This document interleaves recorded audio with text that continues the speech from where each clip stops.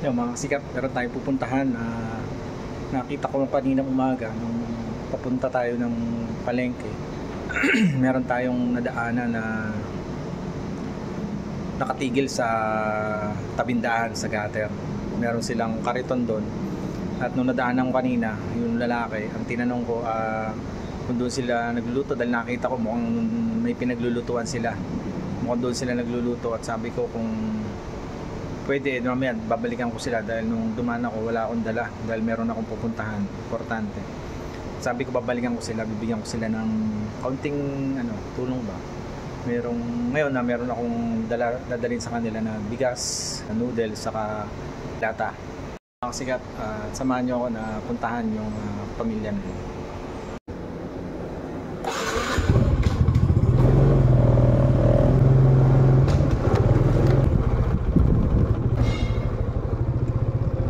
Balik pa ako.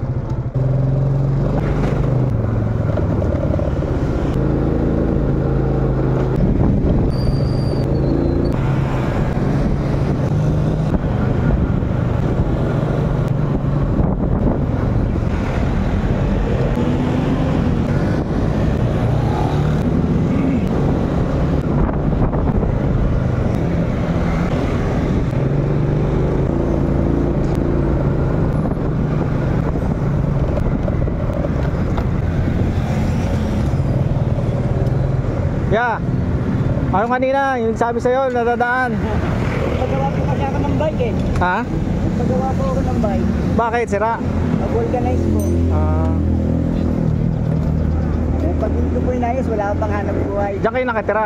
Sidecar lang? Yan po yung kariton. Yung kariton po, yan lang. Okay lang ba nakabidyo ka? Okay lang? Okay lang. Para maraming malay nyo, marami pang makakilala sa inyo, magpaabot ng tulong. Diba? Yung sino pwedeng makapanood nito at makadaan dito, maabutan din kayo ng kaunting tulong. Meron kayo bibigay na tulong. Ano pangalan mo, kuya? Victor. Victor. Taga saan po kayo? Taga Cavite po ako. Cavite? Saan sa Cavite? Jamie. Jamie. Si ate? Taga rito po yun sa... Ano pangalan ni ate? Mag-asawa kayo? Joby po, taga Quezon po, taga ano po, Mayapa, Kalamba. Kalaba. May anak kayo? May... Wala po. Bago lang po kami. Dati po, may bahay po kami dyan sa Kuyab. Nung hindi po nakapagbayad ng renta ng lupa, inaalis po kami. Inaalis po ako. Tapos po yung mga gamit ko po na ipinagkatiwala ko sa isang kaibigan. Pagbalik po namin, inisip pirasong binibad nila. Wala na. Kaya nandito ko. Ito po pa rin, hiram lang po namin. Hiram lang? Kaya ito po dalawang taon na to.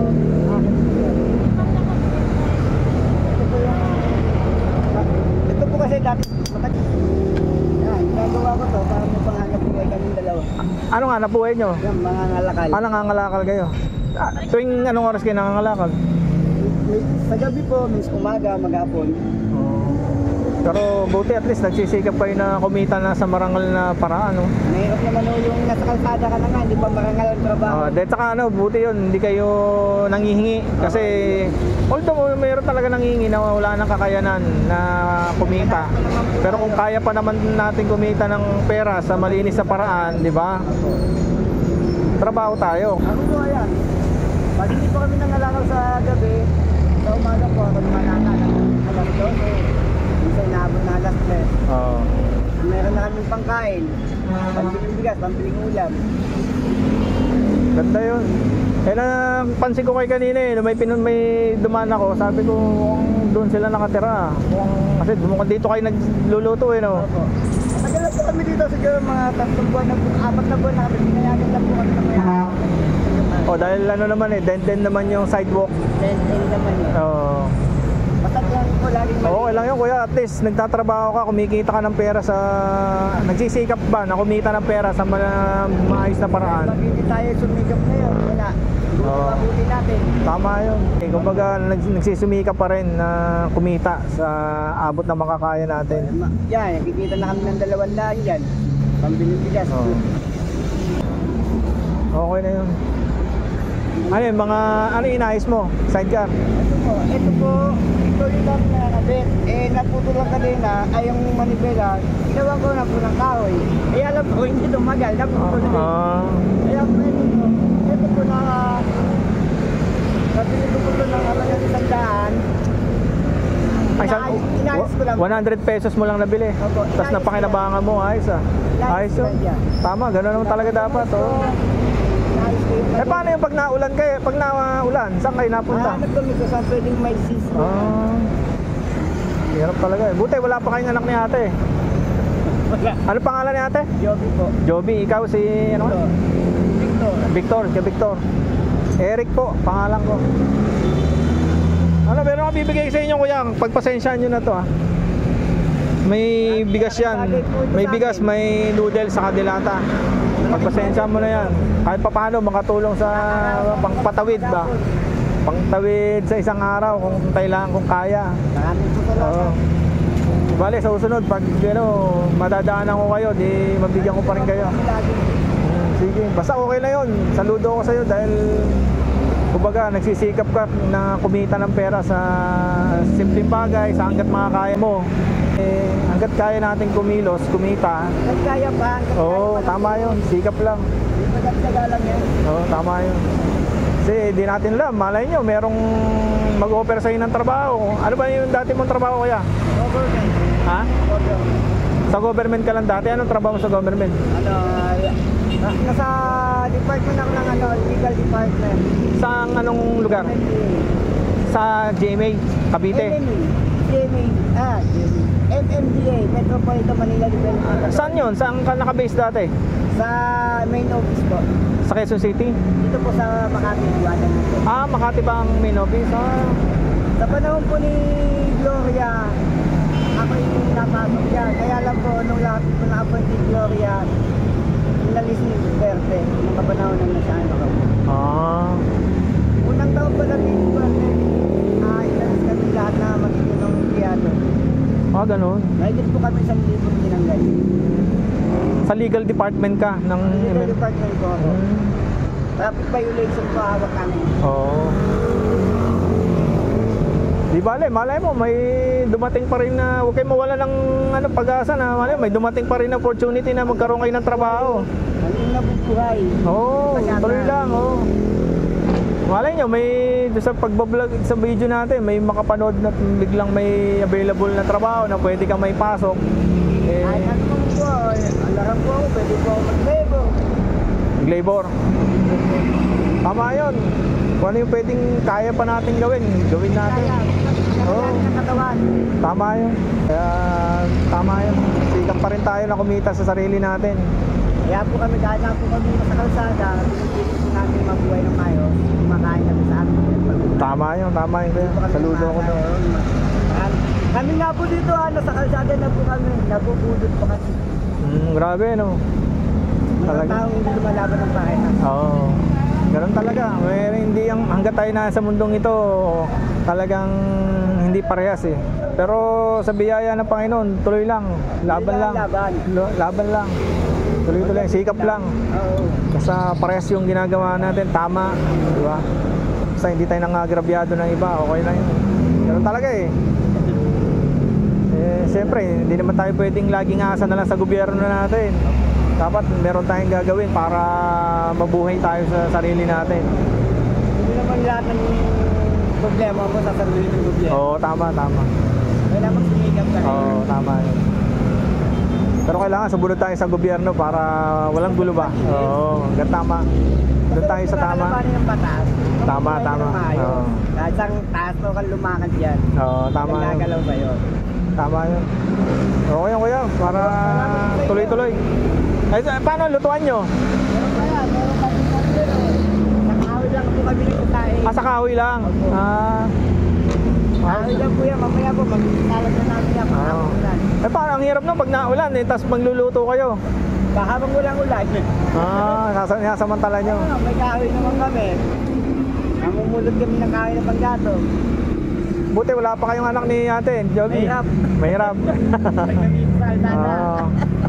Tuloy lang, laban lang. Buhay nga namin, nahihirapan kami magdadagdag. Tama yun. Saka na, pagpasenso na. Saka kung may kakayanan na, di ba? Tama yun. Mahirap yung ganon. Tama yun. Palala tayong pagbigat sa gobyerno. Oo. Okay lang yun. Lalaki babay, bibenta na yan para maging pera. Abutan kita ano kuya, sa maliit lang to. Pero kasi hindi rin naman kasi ako mayaman eh. Ay, wala naman po eh. Sobra na nga po ito eh. Oh, magpasensya mo na yan ha. Salamat po. Hindi pa naman kasi ako mayaman. Sa inyo, pag dumadami yung ating blessing, di masashare ko sa inyo kahit pa paano. Magandang na nga po ito. Pasensya mo na yan. Thank you very much. Salamat. Patuloy. Thank you. Okay lang ba? May nag-share na ba sa inyo? Sino si Jesus? Panginoon, sa buhay nyo? May nag-share na ba sa inyo ng mga salita ng Diyos? Okay lang po. Then, eto, share ko lang sa inyo yung John 3:16. Ang sabi doon, gayon na lamang ang pag-ibig ng Diyos sa sanlibutan, kaya binigay niya ang kanyang bugtong na anak. Upang ang sino man sumampalataya sa kanya hindi mapahama, kundi magkaroon ng buhay na walang hanggan. Ibig sabihin, kaya po naparito ang Panginoon Diyos, kaya nandito, nabuhay ang Panginoong Hesus para sa atin, para tayo ay maligtas sa ating mga kasalanan. Kayo po ba naniniwala kayo na tayong lahat ng tao ay makasalanan? Oo naman po. Walang perfecto. Kaya ibig sabihin, binigyan tayo ng Panginoon, ipinadala ang Panginoong Hesus para tayo magkaroon ng tsansa na maligtas, na kung ano man yung naging kasalanan natin, dahil alam naman natin simula ng ninuno sa atin ay makasalanan na hanggang sa bagong henerasyon na tayo ay makasalanan. Pero sabi nga doon, kailangan natin tanggapin ng Panginoon Hesus para tanggapin siya bilang Diyos na tagapagligtas, para tayo ay malinis sa ating mga kasalanan, mapatawad sa ating mga nagawang kasalanan. Kaya yun lang po, gusto ko i-share sa inyo si Jesus. Kasi dati rin akong ganyan kuya, nangangalakal din ako nung bata ako, nag-aaral ako. Buhat ko yung sako, bitbit ko yung sako, hanggang libot ko yung pasita, hanggang Elvinda. Napaka-ito rin po talaga. Tubong San Pedro rin ako. Kaya pag may nakikita ako mga batang yung nangangalakal, nagsisikap, yung hindi lang basta. Kasi meron mga kabataan ngayon, yung mga sinisisi yung magulang. Hindi dapat dapat kung may kakayanan ka na, gawin mo na. Ako, grade 2, nangangalakal na ako pag yung walang pasok.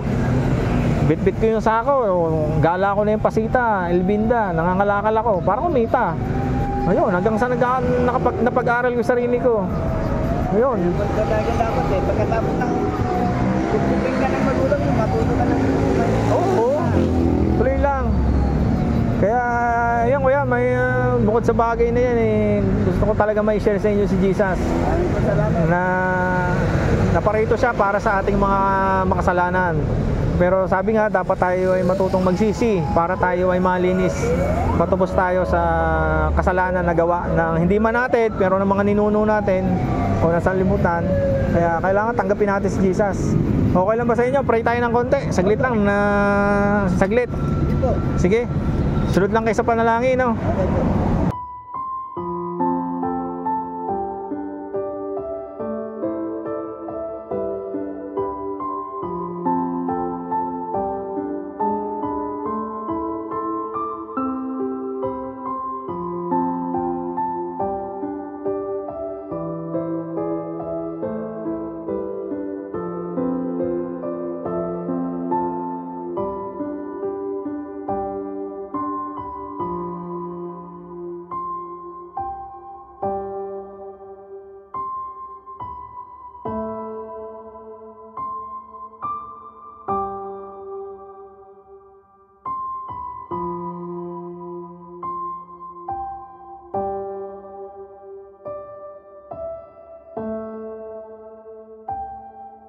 Ikaw na po ang maghari sa buhay namin.